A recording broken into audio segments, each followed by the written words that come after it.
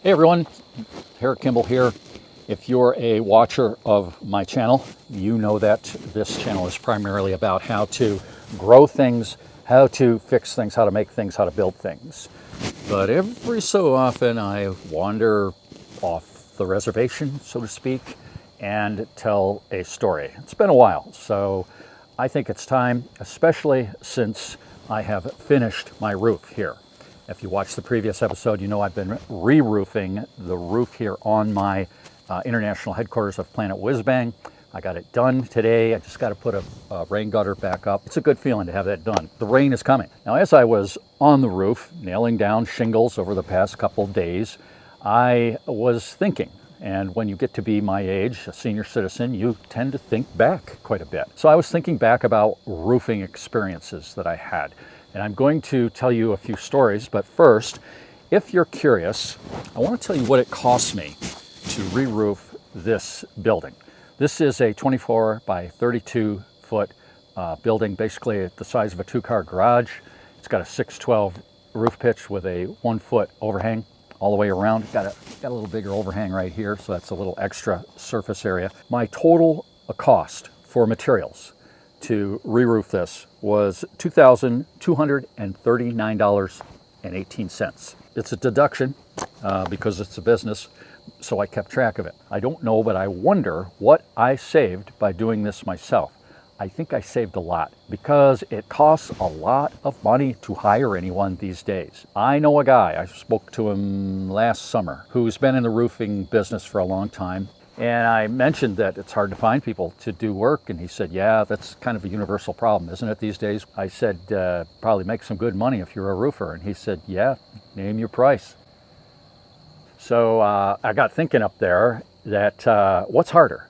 Is it harder to do roofing, or is it harder to be a farmer? And I'm going to answer that question later on in this video. I want to tell you also that the roofing materials that I ordered, the actual roofing, not the caps, but the roofing shingles, I used every shingle I ordered. This was all I had left over. Literally, this was it. And I thought for my last row under the ridge cap that I was going to have to use some of these small pieces, but I didn't. One of my sons said to me, wow, that's good figuring, Dad. And I told him, no, it really isn't, because I thought I was going to have a bunch of shingles left over. I figured wrong, and I got lucky. And my other son said, Dad, you're probably going to be all set for another 35 years on that roof, because the 3 tabs that I put on here, I figure they were 35 years ago when I built this building. But they were CertainTeed shingles. They were good quality shingles. I got thinking about 35 years, and I think I would be 102 years old by then, which I don't think I'll be around, right? And someone else, it's really weird to think that someone else will be living and using this building other than me. I can remember very well the very first time that I helped put a new roof. It was on a barn, and it was a metal roof. It was at my parents' property. We had moved when I was like 15 years old out of the suburbs of Syracuse, New York, little tract houses in a development. We had moved to the country around 3 miles away from where I live now, and an old farmhouse, 25 acres. The barn was, it was like, wow, we got a barn, but the roof was bad. And so we had to fix it. And I think we had been there a little while. I was probably 16 years old. My stepfather bought these long sheets of galvanized metal, and we had to nail it down over old wood shingles. You know, the old wood shingles, and under the wood shingles were these like hemlock boards, you know, rough sawn hemlock boards with spaces between them. We left the wood shingles on there. The right thing to have done back then would have been to put purlins, 2x4s, horizontal across the roof on up, and then nailed our galvanized roofing to those purlins, right? But we didn't do that. We nailed to the wood underneath, through the shingles into those hemlock boards. And of course, sometimes we missed because the boards are spaced. We didn't have the nails or screws that are used today. What we used were these ring shank, they were long, ring shank, lead capped. There was a steel nail with a lead cap over it. Does anyone remember those? It was like, soft lead. So we would hold the nail and we pound on it, and it was heavy gauge galvanized steel. It took a lot to pound those nails through that steel. And I should mention that my stepfather was not a builder or contractor or very experienced at any of that. And of course, neither was I at 16 years old. So yeah, we're a couple of amateurs up there pulling these big sheets. This was a 2-story barn. It was way up there, and we just had a ladder. We had some ropes. We're hanging by ropes. And what happened, this is the memorable part, is that we're nailing these nails on, and I hit my thumb, okay, because the nails were bouncing. The metal was bouncing, the nails were bouncing, and I hit my thumb. And I hit it hard. If you've hit your thumb really hard, you know that it hurts really bad, right? My father is like, oh, no, that's too bad, kind of. He didn't have any sympathy for me, which is understandable. I mean, you don't have sympathy for your kid if he hits his thumb. You say, oh, that's too bad, something like that. You don't. I mean, if I fell off the roof and broke my leg, I'm sure he'd pay more attention. So, anyways, it's like, okay, and I'm being more careful, and I'm hitting, these nails are bouncing, and it takes a lot to get them through. I hit my thumb again, okay? I hit it again, and I hit it hard. If you've hit your thumb twice, you know that it's horrible. It takes the wind out of your sails when you do something like that. It's like I got down off the roof, and I went in the house to get some sympathy from my mother. And of course, my mother, she put on the, ooh, I'm sorry, that's terrible. I got the sympathy from my mother. And she put ice on it, and we put it under cold water, and we did. Then I went back out, and I got smart. When I went back out, I brought a pair of pliers. And I took those nails, and I held them with the pliers, and I hit them to get through the steel. And we got that roof done. I've never hit my thumb so hard. Remember the pliers. You might need pliers someday in certain situations. Save your thumb. So my next roofing experience came a couple years later. I was 18 years old. I was a senior in high school, and my friend Bill, his father was a prison guard. He worked at night, and then during the day he did like repairs, carpentry work. He worked 2 jobs, basically. He was a hardworking man, and the plan was that Bill and his dad and me were going to tear off an aluminum roof on a town barn. And we're going to replace it with steel. And Bill got sick. He got real sick, too sick to work, so it was like me and his dad. And I didn't know his dad, but his dad ended up being a good guy. And him and I did the job together, and it was different. It wasn't so high up, for one thing, and it wasn't so steep as my parents' barn. That was a steep roof, that barn. Didn't need ropes. It was an aluminum roof, and if you're not familiar with aluminum roofs, they were popular for a short period of time because they don't rust. But it turned out that they leak. They leaked, and so they didn't last, and most of them got replaced. All of them got replaced, I'm sure, or the barn leaked and fell down. So it was me and Bill's dad, and it was set up so that it was right. The purlins were up the roof on this building, so we had solid backing, and we used the ring shank nails with the washer under them. No lead. It was ring shank with a washer. The screws, like are used now on roofs, no one used screws on roofs, or at least around here they didn't, because what are you going to put them in with? We didn't have cordless drills with screwdriver tips. I mean, they didn't come around for a few years yet. So it was these ring-shanked neoprene washer under the head nails. And we did a good stroke of work in a couple days. Me and his dad got that job done. And what I remember from that job was that his dad hit his thumb more than once.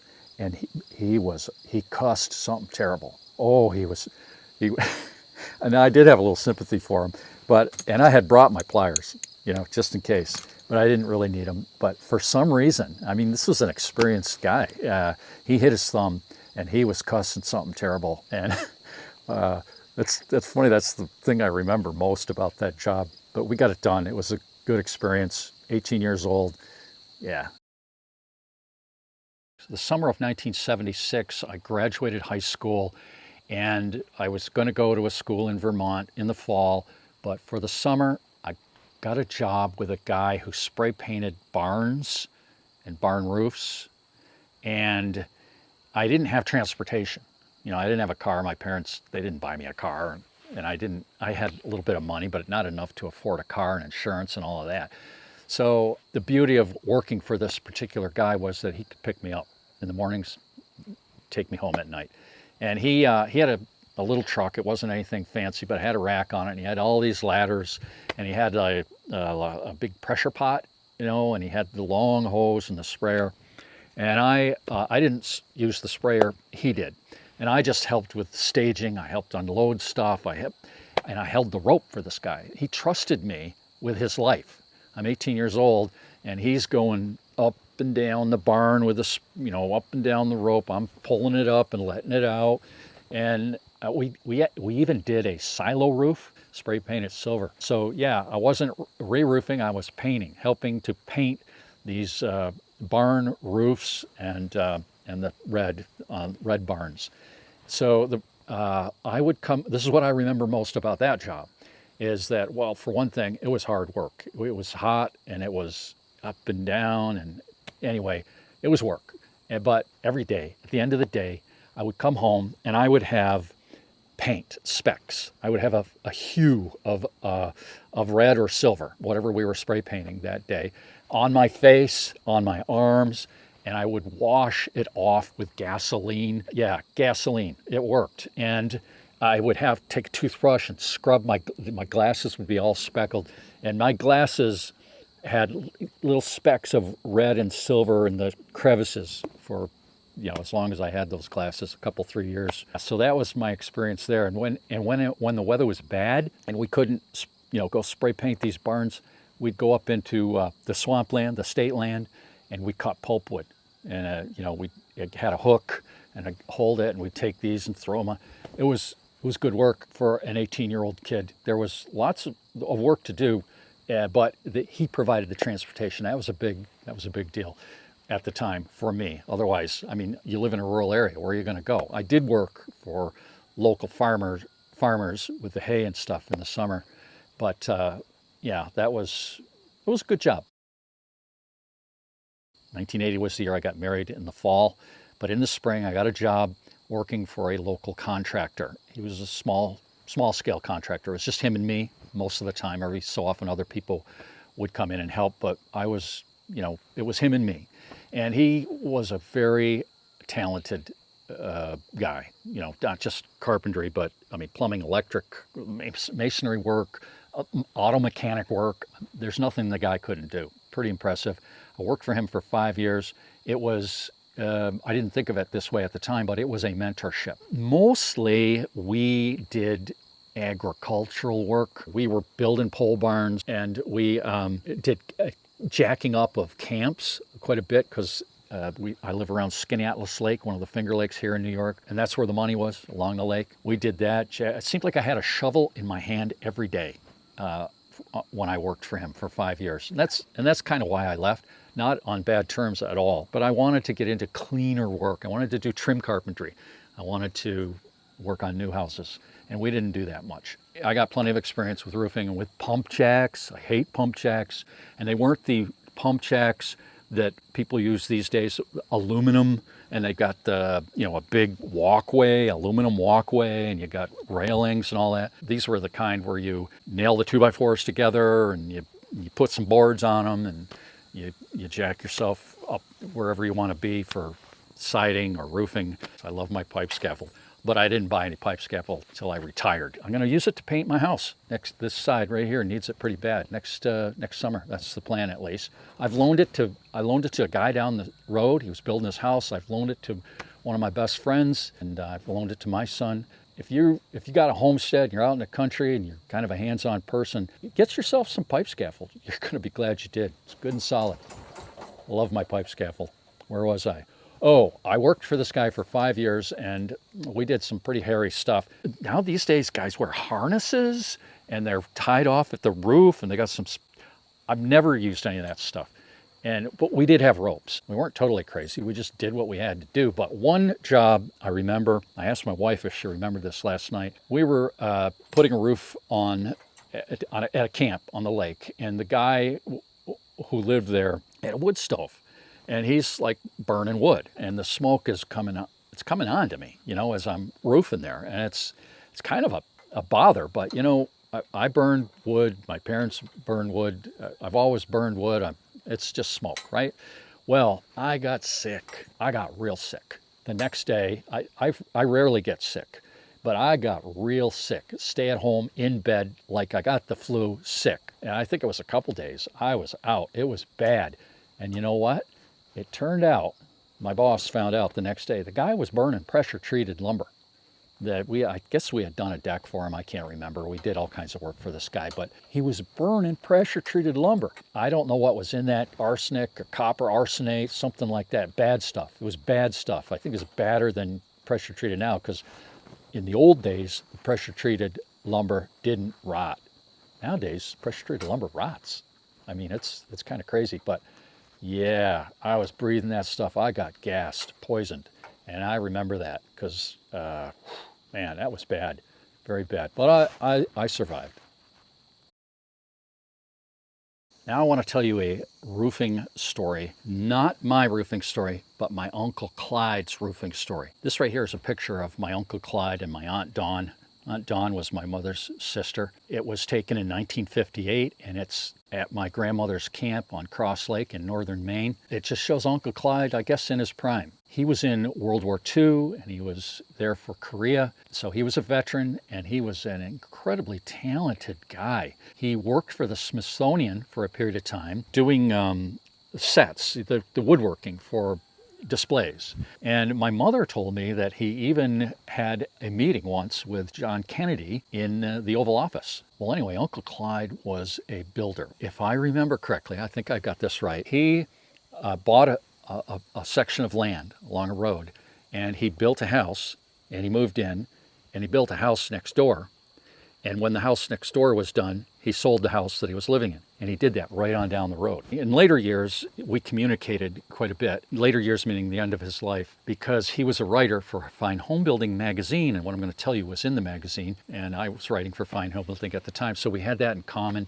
And he was writing a book, The Hard Surface Road. He wanted to get it written before he died. It's a fantastic book. You've heard of The Grapes of Wrath, John Steinbeck? Forget that. Read The Hard Surface Road. Uncle Clyde went through some pretty hard times, real hard times during the Depression. That's beside the point. Here's the story, and I'm paraphrasing it. I don't have my collection of Fine Home Building magazines. I got rid of them. I kept a few, ones I wrote articles for. I'm kind of paraphrasing it. Uncle Clyde did these houses.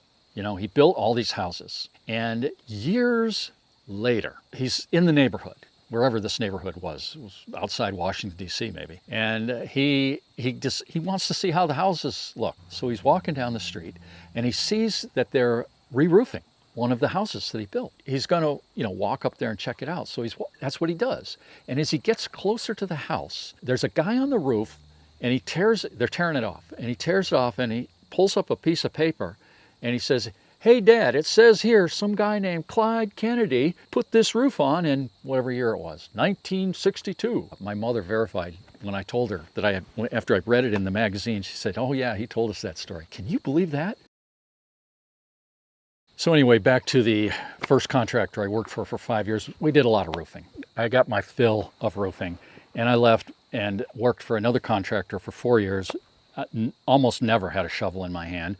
And I did a little bit of roofing there, but not much. So I left there, okay, and I went into a business with my best friend at the time, Sergeant Steve. And I have made a YouTube movie about Sergeant Steve, he was in the 82nd Airborne. He was Paratrooper of the Year runner-up. He came in second place out of like 10,000 guys. That's what he told me, and I believe him, because he was pretty gung-ho. Well, anyway, I've got a YouTube video about him. It's titled How to Get Down Off a Two-Story Roof Without a Ladder. Regarding Steve, if I were to hit my thumb or injure myself in some small way, bang my head or something like that, his classic comeback every time was, pain builds character. Pain builds character. Here you're hurting, and he says, pain builds character. Well, that's basically what men say to men. My stepfather, if he knew pain builds character, he would have said that, because he was a Marine. He was in the Marines. And I guess if you're in the Marines, you're always a Marine for the rest of your life, right? If I got that right. So that was his thing. Pain builds character.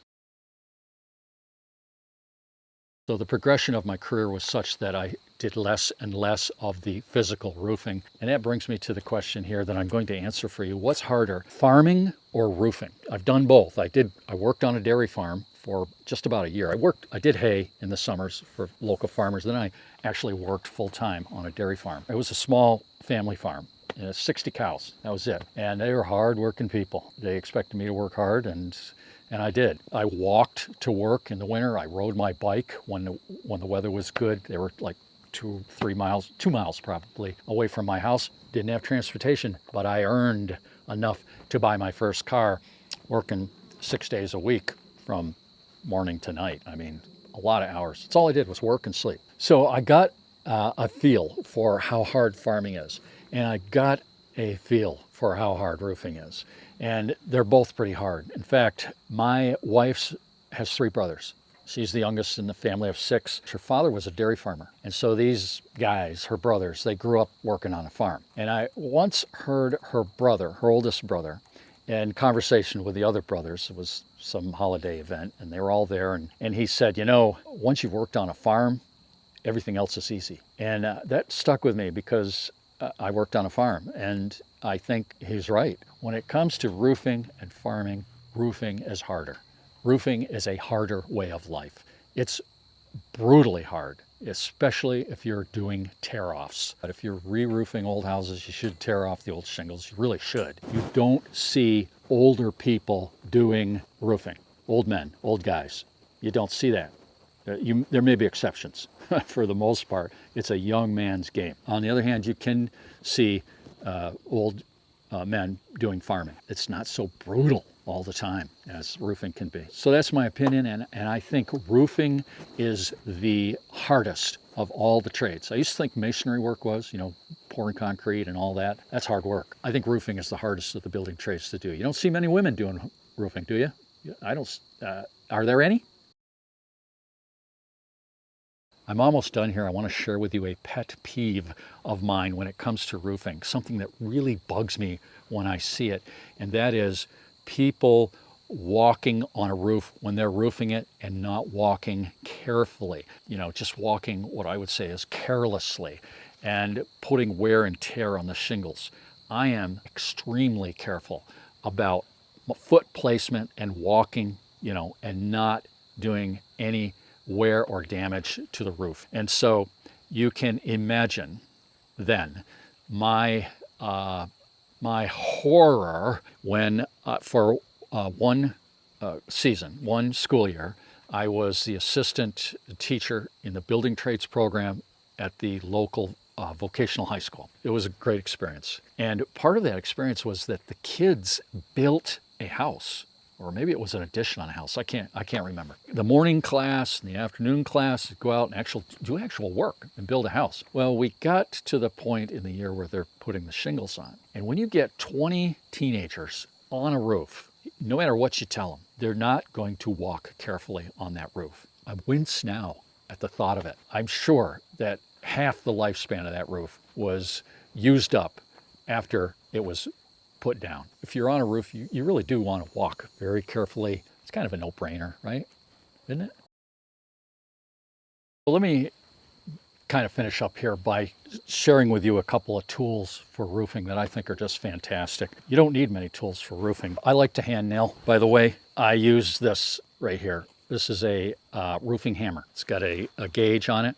The first contractor I worked for, the guy I learned from, had roofing hammers. We were putting 3 tabs on back then, and 3 tabs were a lot harder than these shingles now, which have no tabs. And there's much less waste with it, and they got better coverage. And you really don't need a roofing hammer like this, but I still find myself using it, engaging, to get nice straight lines. There you go. I bought this new many years ago because my boss had it. It's had a lot of use. The other tool that I like is a pair of old tin snips. Maybe everybody knows this, but they cut shingles really well. Like when you get to the end of the roof, I know you can take your knife and you can reach over and you can pull and cut the shingles, especially if it's hot.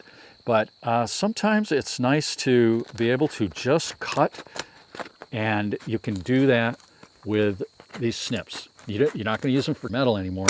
I keep these. I got them on my board, my tool board in my room here, and I've got them marked roofing snips. If you've got to, cut a circle, or these work great. Get them at a estate sale for $1. The other tool that for the first time, I used on a roof was this oscillating tool.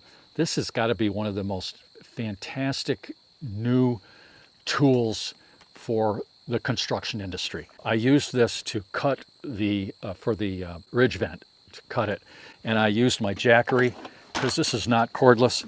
This thing, it hardly used any power. I got it for emergencies, but I'm doing work on my apartments. The power is off. That jackery runs everything I need.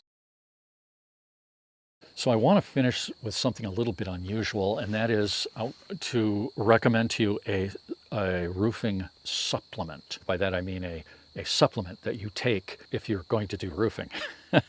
I'll explain. My pastor sent me a YouTube video to watch about seafoods and which ones are not good for you and which ones are really good for you. And one of the really good seafoods is Irish moss. I ended up buying the pills, okay? And I'm not trying to hawk supplements here. I'm not even going to put a link to it down below. But I ended up buying this wild harvested sea moss, and it's Irish moss, organic Irish moss. That's it, organic Irish moss in little capsules. I will put a video link to Dr. Berg, I think it's Dr. Berg, where he talks about this. Watch that video, roofing at 67, when I'm not really in good shape. I don't do this work every day, but I did it. I wasn't sore the next day. When I started the roof was when I started using this sea moss. I call it peat moss pills. I tell my wife, did you take your peat moss pills this morning? I think they're working. I think this is legitimate. Organic Irish moss. People have consumed this for centuries for health reasons, it turns out. Yeah, you might want to try it. There's a lot of choices, but that's the jar. I got them on Amazon. The Roofer's Supplement. That's what I'm calling it. Peat moss. Get your peat moss pills. So thanks a lot for watching, and I'll see you in the next one.